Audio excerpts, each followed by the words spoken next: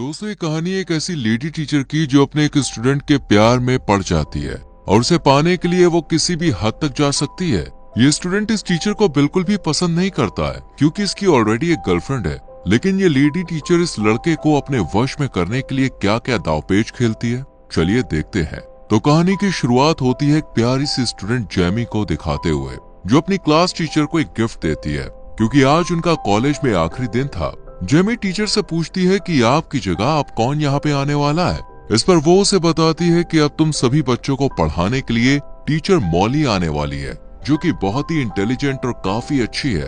अभी ये दोनों बात कर ही रही होती हैं कि इतने में ही यहाँ मॉली भी आ जाती है, जिसे प्रिंसिपल पूरा कॉलेज दिखाती है। तभी मॉली की नजर ग्राउंड में खेल रहे एक लड़के डैनी पर पड़ती है, जिसे देखते ही वो उस पर फिदा हो जाती है। लेकिन वो ये नहीं जानती थी कि डैनी जेमी का बॉयफ्रेंड है और ये दोनों एक ही क्लास में पढ़ते हैं। इसके बाद हम डैनी को जेमी के साथ देखते हैं, जहां ये दोनों अपनी आने वाली रिलेशनशिप एनिवर्सरी को लेकर काफी एक्साइटेड थे, क्योंकि इस दिन ये दोनों पहली बार इंटीमेट होने वाले थे। इसके बाद हम जेमी के डैड को देखते हैं, जो बस पूरा दिन घर में रहकर पबजी खेलते रहते हैं, जबकि जेमी की मॉम डबल शिफ्ट करके घर का पूरा खर्चा उठाती है, जिस वजह से जेमी के पेरेंट्स के बीच हमेशा से ही झगड़ा रहता है। जेमी को भी ये सब बिल्कुल अच्छा नहीं लगता, लेकिन वो अपने डैड से कुछ भी कह नहीं सकती थी। अगले दिन क्लास में मॉली अपने बारे में सभी स्टूडेंट्स को बताते हुए लगातार डैनी को ही देखती रहती है। साथ ही वो उसे क्लास खत्म होने के बाद एक्स्ट्रा क्लास लेने के लिए भी कहती है, क्योंकि उसे डैनी पढ़ाई में काफी कमजोर लग रहा था। इस पर डैनी भी मॉली की बात मान जाता है और उससे एक्स्ट्रा क्लास लेने के लिए राजी हो जाता है। इसी दौरान मॉली उसे अपने पास बैठाती है और उससे कहती है कि अगर तुम्हें अच्छे कॉलेज में एडमिशन लेना है तो तुम्हें कल से ही क्लास लेना शुरू कर देना चाहिए। दरअसल ये सब मॉली की एक चाल थी। वो ये सब डैनी के करीब आने के लिए कर रही थी, लेकिन डैनी उसे कल की क्लास के लिए मना कर देता है, क्योंकि कल उसकी और जेमी की रिलेशनशिप एनिवर्सरी थी। ये सब सुनकर मॉली को बिल्कुल भी अच्छा नहीं लगता। फिर जब डैनी यहाँ से जाने लगता है, तभी मॉली उससे उसका फोन नंबर ले लेती है। अब घर आने के बाद भी मॉली का पूरा ध्यान डैनी पर ही होता है और अब वो सोचने लगती है कि आखिर कैसे जेमी और डैनी को अलग किया जाए। तभी उसके दिमाग में एक आइडिया आता है और वो अगले दिन जानबूझकर जेमी को असाइनमेंट में सी ग्रेड देती है, जिसे देखकर जेमी को बहुत बुरा लगता है। अब वो क्लास खत्म होने के बाद मॉली के पास जाती है और उससे कहती है कि मैं एक मिडिल क्लास फैमिली से हूँ और मुझे अच्छी यूनिवर्सिटी में एडमिशन लेने के लिए अच्छे ग्रेड्स की जरूरत होगी, ताकि मुझे अच्छी स्कॉलरशिप मिल सके। इस पर मॉली उसे कहती है कि अगर तुम्हें अच्छे ग्रेड्स चाहिए तो कल दोबारा इस असाइनमेंट को रेडी करके लेके आना, जिससे मैं तुम्हें अच्छे ग्रेड दे सकूं।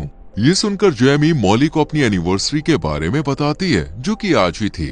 तभी मॉली उससे पूछती है कि तुम्हारे लिए इन दोनों में से क्या जरूरी है, एनिवर्सरी मनाना या अच्छे ग्रेड हासिल करना। इस पर जेमी कोई जवाब नहीं देती और यहाँ से चली जाती है। इसके बाद वो डैनी से मिलती है और उसे सारी बात बताती है। साथ ही आज रात के लिए उससे माफी भी मांगती है, क्योंकि उसे अच्छे ग्रेड लाने के लिए आज इस असाइनमेंट को पूरा करना था। लेकिन डैनी आज की रात उसके नजदीक आना चाहता था, इसलिए वो गुस्से में यहाँ से चला जाता है। थोड़ी देर बाद मॉली डैनी के पास आती है और उसे अपने साथ डिनर करने के लिए कहती है, जिसके लिए वो मान जाता है और दोनों एक रेस्टोरेंट में पहुंच जाते हैं, जहाँ मॉली डैनी से उसकी लव लाइफ के बारे में पूछती है। तब वो थोड़ा हिचकिचाते हुए उसे बताता है कि अभी तक जेमी और उसके बीच कुछ भी नहीं हुआ है, क्योंकि जेमी अभी इन सब चीजों के लिए रेडी नहीं है।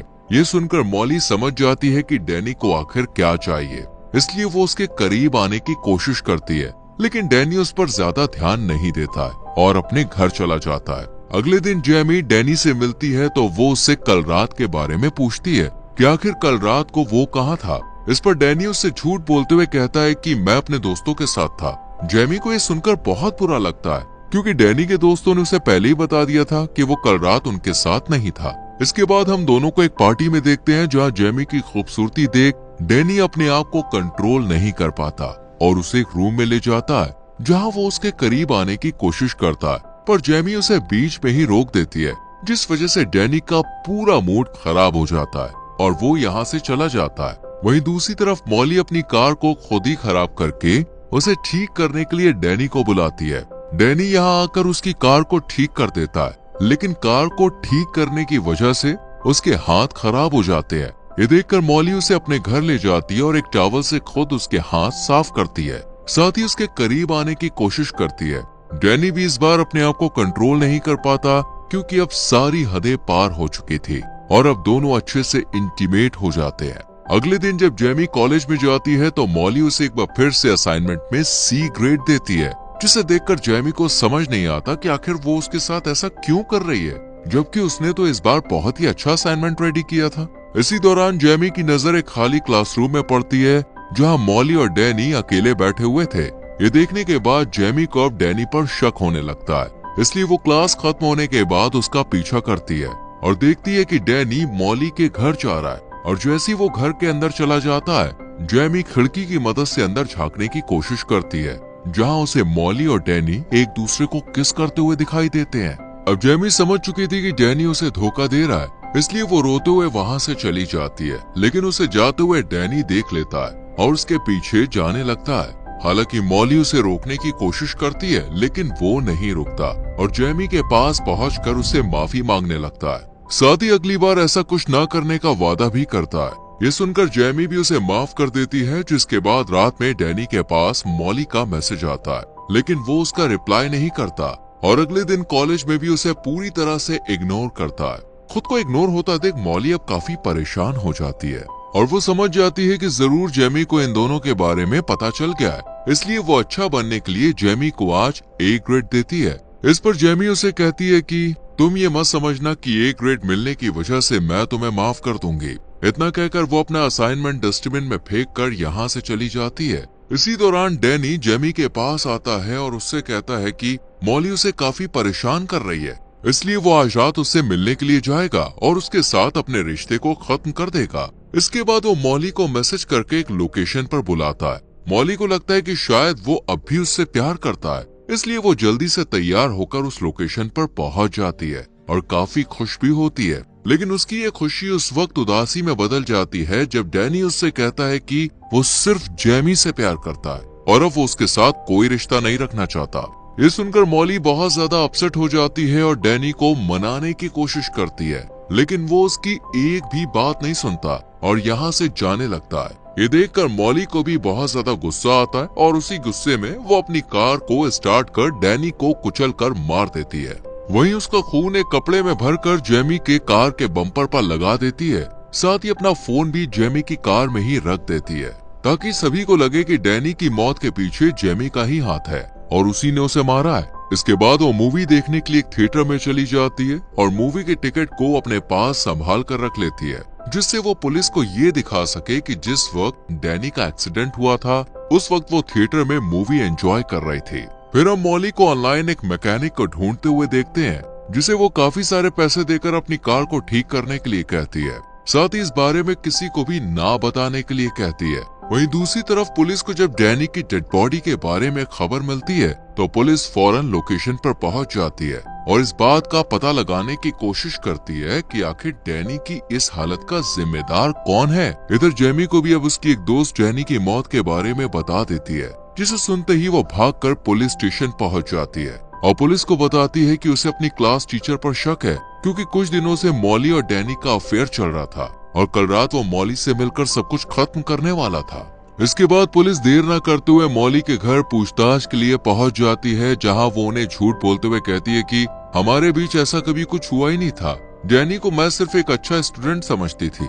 साथ ही वो पुलिस को मूवी की टिकट भी दिखाती है और अपने चोरी हुए फोन के बारे में भी बताती है, जो कि असल में उसने खुद ही जेमी की कार में रखा था। मॉली की बात सुनने के बाद और टिकट देखने के बाद पुलिस को भी लगने लगता है कि शायद वो सब सच बोल रही है। इसके बाद पुलिस शक के आधार पर जेमी के घर तलाशी लेने के लिए जाती है और जब उसकी कार को चेक करती है तब उन्हें कार के बम्पर पर डैनी का खून लगा हुआ मिलता है। साथ ही उन्हें जेमी की कार से मॉली का फोन भी मिल जाता है, जिसमें डैनी से मिलने का मैसेज भी आया हुआ था। इन सभी सबूतों को देखते हुए पुलिस जेमी को अरेस्ट कर लेती है, लेकिन जेमी के पेरेंट्स उसे बेल पर रिलीज करवा लेते हैं। जेमी अपनी मॉम को बताती है कि उसे लगता है कि डैनी का खून किसी और ने नहीं बल्कि मॉली ने ही किया है। अब जेमी की मॉम मॉली के खिलाफ सबूत इकट्ठा करने की कोशिश करने लगती है, ताकि वो जेमी के ऊपर से डैनी के खून का इल्जाम हटा सके।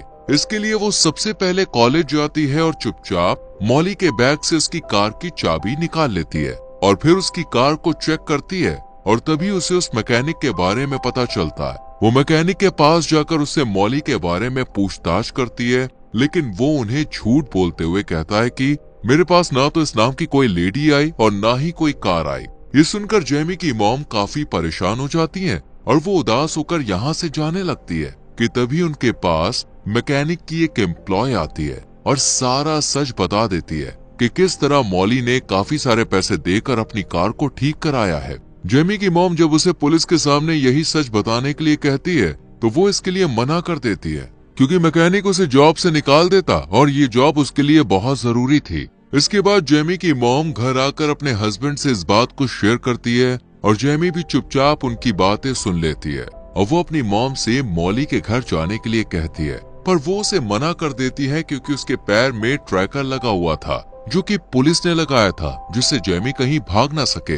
हालांकि इस वक्त तो जेमी अपनी मॉम की बात सुन लेती है, लेकिन रात में जब इसके पेरेंट्स सो जाते हैं तब ये अकेले ही मॉली के घर पहुंच जाती है और अपने फोन में रिकॉर्डिंग ऑन कर लेती है ताकि मॉली की सच्चाई रिकॉर्ड हो जाए। लेकिन उसका ये प्लान फेल हो जाता है क्योंकि मॉली को जल्द ही पता लग जाता है कि वो रिकॉर्डिंग कर रही है, इसलिए वो उसके हाथ से फोन छीन लेती है और गुस्से में आकर सारा सच उगल देती है कि हाँ उसने डैनी को मारा है और अब वो जेमी को भी मार देगी। इसके बाद वो जैसे ही चाकू उठाकर जेमी को मारने के लिए आगे बढ़ती है तभी पुलिस वहाँ पे आ जाती है और पुलिस यहाँ आई थी उस ट्रैकर की वजह से। दरअसल जेमी जब अपने घर से बाहर निकली थी तभी पुलिस ने उसके पैर में बंधे ट्रैकर की मदद से उसे ट्रैक करना शुरू कर दिया था, जिसके बाद पुलिस जेमी को रिहा कर देती है और मॉली को अरेस्ट कर अपने साथ ले जाती है।